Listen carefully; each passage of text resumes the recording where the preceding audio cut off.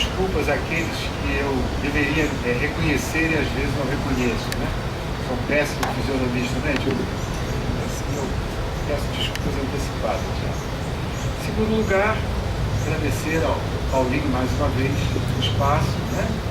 O esforço que ele está fazendo para realmente ter uma iniciativa cultural que não é tão comum, não é feita dessa maneira que ele costuma praticar. Bom, tem um ditado, agora entrando no tema, né? Nazifascismo, tem um ditado, um aforismo que diz: quem não conhece história está condenado a repeti-la. Um ditado famoso que pode ser olhado como uma advertência, não é? Em relação ao tema, que embora tenha se desdobrado na primeira metade do século XX, ainda consegue de vez em quando voltar, infelizmente, à atualidade. E particularmente no Brasil de hoje, alguns dos sinais que estão aqui nessa, não propriamente na minha análise, eu tirei de um autor, alguns desses sinais parece que voltam outra vez a rondar a gente aqui no Brasil, nos últimos 3, 4 anos. Bom, o assunto é longo, eu me inspirei numa história do século XX, e quem não leu, por favor, leia, porque é escrita de uma forma muito simples. O autor é inglês, e os ingleses e os seus antigos colonizados Estados Unidos têm uma facilidade, uma liderança muito grande em simplificar narrativas, né? Seja como for a narrativa, até mesmo narrativas na área de ciências naturais, física, química, biologia. Então, Hobsbawm, nesse livro, A Era dos Extremos, o curto século XX para ele, o século XX como uma unidade que se distinguiria do que vem antes e vem depois, não vai de 1900 a 2000, 1900 a 2000. Ele vai da Primeira Guerra, 1914, até o fim da experiência soviética, 1991. Para ele, essa é a unidade chamada século XX, que tem, repito, uma identidade própria, aproximadamente. Bom, primeira metade do século XX, o Hobsbawm vai rotular essa primeira metade, que vai de 1914 até 1945, ao final da Segunda Guerra Mundial. Ele vai chamar essa era, ele divide em 3 eras o livro: a era da catástrofe. Parece que tudo que tinha que dar de errado deu nesse período na Europa, Estados Unidos principalmente, depois do resto do mundo na Segunda Guerra Mundial. Vejam só, Primeira Guerra Mundial, 14 a 18. A crise de 29, a depressão econômica de 29. Depois a Segunda Guerra de 39 a 45. Então, realmente, foi uma época sombria, pelo menos quando a gente olha para o primeiro mundo, o mundo rico, o mundo desenvolvido, e que depois sobrou, repito, na Segunda Guerra, para boa parte do mundo, né? É a nome Guerra Mundial. Essas duas guerras, hoje já se sabe bem que não são duas guerras. Foi o intervalo entre elas, chamado do Entre Guerras, de 19 até 38, 1938, foi apenas um descanso, um intervalo de um jogo que estava fadado a continuar, como continuou a partir de 1939. Então foi um período, e aqui a gente está destacando o Entre Guerras, realmente muitos problemas, muitos desafios, e que é bom recordar hoje, até para entendermos melhor o que foi esse momento da história do século XX, e pela bilionésima vez, para a gente se acautelar para não repetir a história, pelo menos essa história catastrófica outra vez, né? Não há antídotos para isso, infelizmente nós sabemos. Então, pelo menos a gente fala sobre história, levanta o problema. E esse tema, nazifascismo e outros fascismos, ele pertence a um grupo de temas que normalmente são olhados assim como algo muito fácil, muito simplório, que todo mundo já nasceu sabendo. Fascismo, populismo, pacifismo e outros ismos, as pessoas muitas vezes tomam como temas muito simplórios.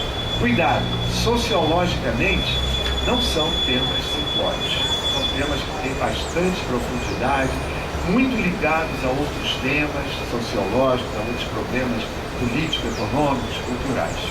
Então vamos nos acautelar contra uma suposta simplicidade, né?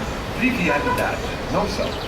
Mesmo que o nazifascismo tenha sido um movimento que pegou, entre outras coisas, pelo lado teórico bastante simplificado, o que não quer dizer que não houve algum pensamento dentro do nazifascismo. O que o Hobsbawm nos propõe é de que esse conceito fascismo não pode ser tratado assim, não é, de bate-pronto, em relação ao que houve na Europa no entreguerras, entre 19 e 38. Né? Ele diz que o rótulo fascismo não se aplica a todos aqueles movimentos que nós costumamos chamar de fascistas entre as duas guerras mundiais. Ele vai colocar 3 níveis de movimentos de extrema-direita e só um deles que ele dirá que são tipicamente fascistas.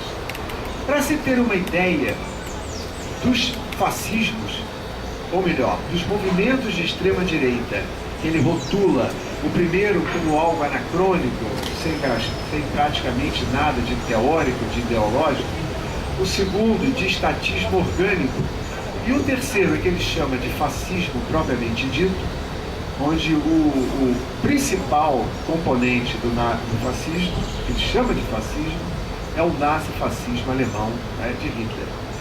Então, todos esses movimentos de extrema-direita, sejam eles fascistas ou não fascistas, eles tinham alguns pontos em comum.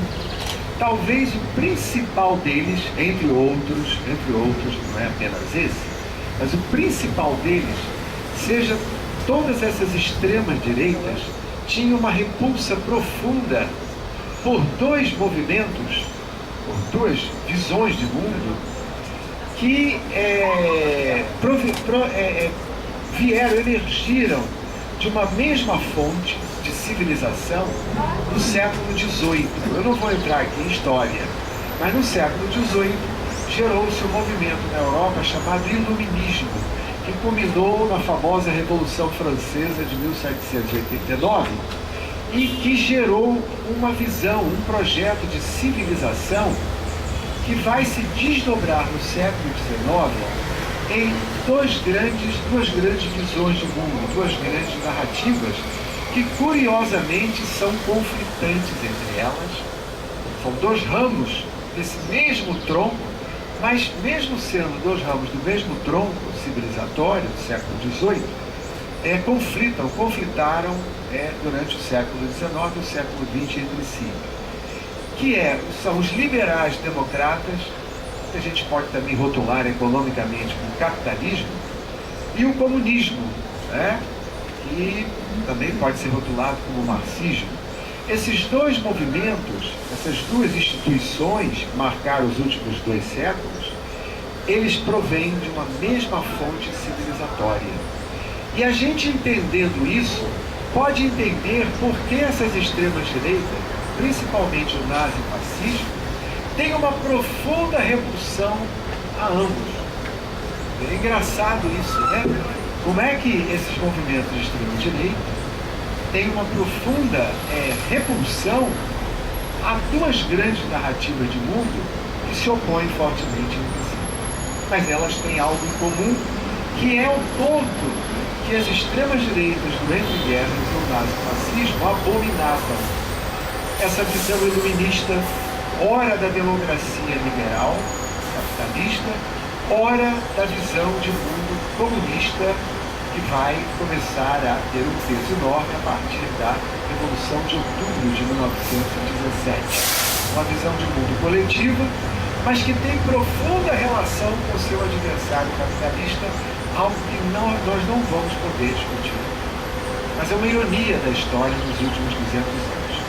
Então, é estranho que se diga que o nazifascismo e esses movimentos de extrema-direita são profundamente anticapitalistas e anticomunistas.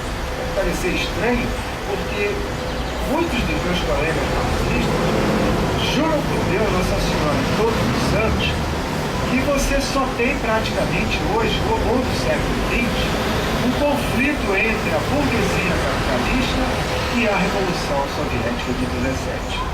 E aí é uma tendência, a meu ver, profundamente simplória de tentar localizar o nazifascismo como um braço podre do capitalismo. Porque, para mim, seria muito interessante, como marxista, fazer essa leitura desmoralizadora do capitalismo. Mas isso eu creio que é uma simplificação profunda que um grande número de marxistas faz até hoje. Isso tem razões históricas por ter essa simplificação, que também não dá para se comentar aqui agora. Então vamos guardar esses movimentos de extrema-direita, como os de hoje aqui no Brasil, têm uma profunda repulsão, no fundo, por esses dois ramos que vêm de um tronco de civilização europeia, eurocêntrica do século XVIII. Né? Bom, o Hobsbawm, portanto, vai tentar trabalhar com três tipos de extrema-direita. E, se nós fôssemos tentar entender profundamente esses três tipos de extrema-direita e o nazifascismo, nós teríamos que perder algum tempo aqui, dando o pano de fundo, a matriz, seja capitalista, seja comunista, da primeira metade do século XX. Sem essa matriz, sem entendermos essa matriz de fundo, que essa extrema-direita repelia profundamente, não dá para a gente entender esses movimentos antiliberais e anticomunistas. Só para vocês terem uma ideia, esses dois grandes, essas duas grandes narrativas, comunismo e liberal democracia, o capitalismo, eles tiveram relações, ora de conflito. Todo mundo pensa que o capitalismo e o comunismo só tiveram relações de conflito. Isso é uma simplificação também muito grande para quem não domina a história do século XX. Eles tiveram ora relação de conflito e ora relação de profunda aliança. Eu só vou dar um caso patente, claríssimo, de aliança entre eles. Eles, em 1932, quando Hitler estava para ascender ao poder, tanto a liberal democracia como o comunismo, embora de maneiras diferentes e às vezes inconscientes, ajudaram, entre aspas, o Führer a chegar ao poder em 1933. Isso parece coisa maluca. De que tanto a liberal democracia quanto os comunistas marxistas ajudaram o Führer a chegar ao poder. Um caso da liberal democracia foi mais consciente, o pavor do comunismo, depois da crise de 29. O outro foi inconsciente. Não dá para a gente contar essa história aqui agora, mas aí os dois estavam, sem querer ou querendo, ajudando o monstro do nazifascismo a chegar ao poder e chegando nele se firmar e fazer tudo o que fez. Mas eu estou interessado quando os dois perceberam o erro que tinham cometido, consciente ou inconsciente, de dar chão a Hitler. A partir de 1935, já viram que iam ter que se unir, se articular inexoravelmente para lutar juntos contra o nazifascismo. E assim aconteceu. Todo mundo conhece a história. Roosevelt e Stalin acabaram inexoravelmente se juntando. Por que tinham que se juntar contra o nazismo? Por que não, como Hitler esperava, os liberais democratas não se uniram aos nazistas para liquidar com os comunistas? Porque liberais e comunistas comungavam do mesmo projeto de civilização iluminista. E o nazifascismo era um outro projeto, pavoroso, mas independente de ser pavoroso, profundamente diferente do que a gente chama de modernidade ocidental, liberal democrática e modernidade comunista. Então os dois se juntaram, mesmo se odiando muitas vezes, para poder salvar uma herança comum civilizatória, contra a qual o nazismo não teria piedade nenhuma de nenhum dos dois ramos. Então não tinha alternativa. Os dois tiveram que se juntar e assim foi para derrotar o nazifascismo e depois voltar a brigar outra vez na sua briguinha famosa. Então vejam a curiosidade, que a ironia que a história do século XX nos traz. São 3, portanto, modalidades de extrema-direita no Entre Guerras. Vou comentar sobre a segunda rapidamente. A segunda envolve, por curioso que seja vocês, uma figura de um ditador de língua portuguesa, chamado Antônio de Oliveira Salazar, Portugal. Talvez a ditadura mais longa do século XX, 1927 até 1974. Por que Salazar caracteriza um tipo de extrema-direita que não é fascista, não é nazi-fascista, mas é de extrema-direita? E que características ela tem próprias? Pode parecer estranho a vocês, mas Salazar e a Espanha de Franco, a Península Ibérica, ainda viveram, devido à própria raiz católica, católicos, os dois particularmente, viveram com a cabeça ainda no final da Idade Média, no começo da Idade Moderna. A cabeça de Salazar enxergava um projeto de mundo nostálgico, não é do século XVI, onde houve o fim da hegemonia de Portugal, com a derrota do rei Sebastião na batalha lá de Alcácer Quibir, na África.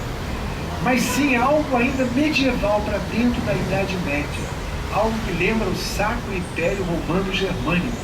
Isto é, Portugal, Espanha e a Igreja Católica perderam completamente o bonde da história, da modernidade, da ciência moderna no século XVII. E todas as colônias de Portugal e Espanha, inclusive esta chamada Brasil, acompanharam Portugal e Espanha neste curioso mergulho num mundo que já estava passando, ficando demodé no século XVII. O Brasil só saiu da pré-modernidade católica e ibérica com Getúlio Vargas. A Igreja Católica só com João 23, 1960. Portugal só com a morte de Salazar. A Espanha só com a morte de Franco, já em plenos anos 60 e 70.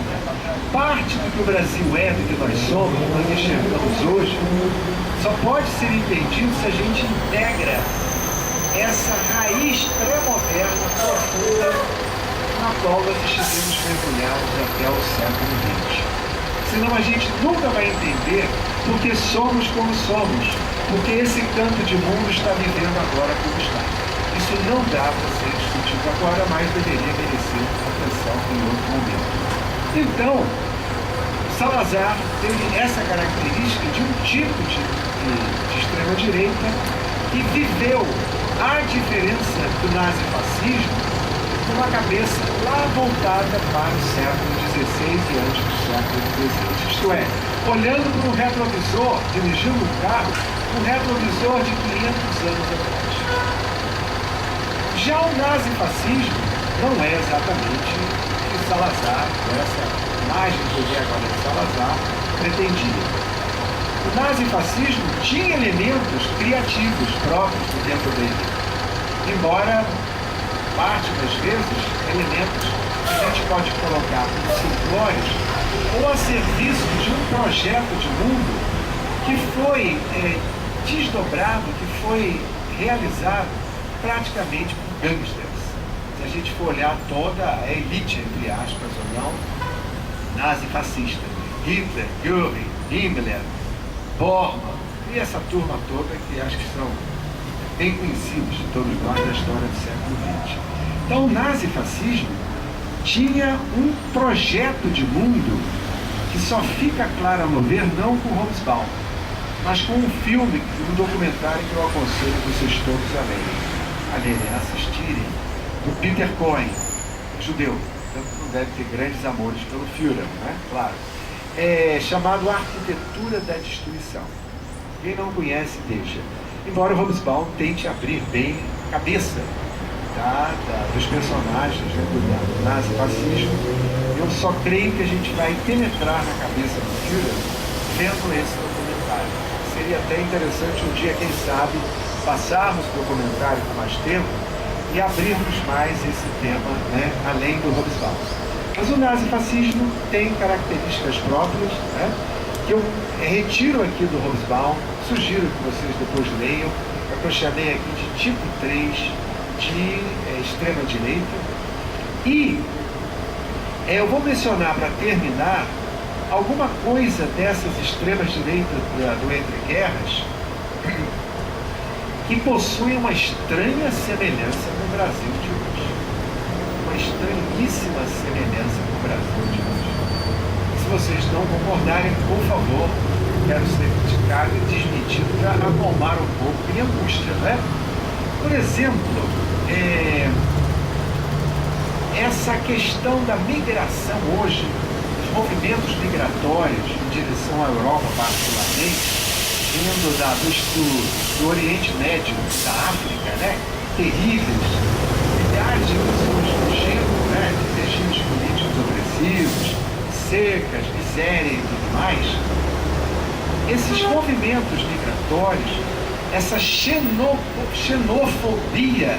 que está invadindo outra vez a Europa e que está tendo, infelizmente, se eu não estou errado, um simulacro aqui no Brasil, nesse momento, através de um dos candidatos à presidência da República, já apresentou-se como tal, toda a xenofobia do Entre Guerras, né, ela envolveu algo, repulsa de grande parte das populações europeias, inclusive as mais avançadas, em relação a um movimento migratório monumental que veio de países de dentro da Europa e de fora da Europa para dentro da Europa mais avançada, tal como está acontecendo nos últimos 3, 4 anos, agora no século XXI. Foi, segundo Hobsbawm, no final do século XIX, nos últimos 25 anos, o maior movimento migratório da história que até então se tinha tido notícia. Então vejam que caldo de cultura enorme para o século XX, não só no antissemitismo, terrível, né, contra os judeus, mas contra outros povos, inclusive contra o povo cigano. Hitler pode ter matado 100 milhões de judeus, mas matou 1 milhão de ciganos. Em boa parte, quase extinguiu o povo cigano, a etnia cigana. Então, e outros também. Os eslavos para Hitler não eram gente como os judeus e os ciganos. Eles só não tiveram ibope judaico de Hitler teve, porque Hitler sentiu que ali é que tinha o melhor movimento xenófobo, racista, que poderia dar ibope para o movimento nazi-fascista. Ele foi realmente muito esperto e selecionou um movimento que já tinha raízes profundas na Europa, o antissemitismo. Levou, inclusive, a problemas enormes, vergonhas na França e tudo mais, de apoio ao nazismo, ao nazifascismo. Então, vejam, que atualidade, lamentavelmente, a gente está começando a encontrar agora em relação a essa extrema-direita europeia e que começa a despontar aqui no Brasil com um racismo, uma xenofobia que tem analogia com o final do século XIX, com movimentos migratórios do século XIX. Outra estranha semelhança é que o nazifascismo e outros movimentos de extrema-direita, mas particularmente o nazifascismo, conseguiu chegar bastante dentro, não daquelas classes trabalhadoras mais pobres, mas de estratos da baixa classe média e da classe média. Esse filme, eu acho também que a gente está vendo um pouquinho, não de toda a classe média, evidentemente, de alguma coisa de parte da classe média aqui no Brasil também. Ou seja, são analogias que talvez possam ser criticáveis, mas que chamam a atenção por semelhanças entre a primeira metade do século XX e o início do século XIX, do século XXI. Então, fica aí o convite para vocês lerem o livro do Hobsbawm, A Era dos Extremos, assistirem a Arquitetura da Destruição e procurarmos estar atentos para ver se realmente estamos tendo no Brasil semelhanças com algo do tipo que aconteceu na Europa, na primeira metade do século XX, que eu acho que, sinceramente, nenhum de nós aqui gostaria de ter outra vez. Ok? Obrigado.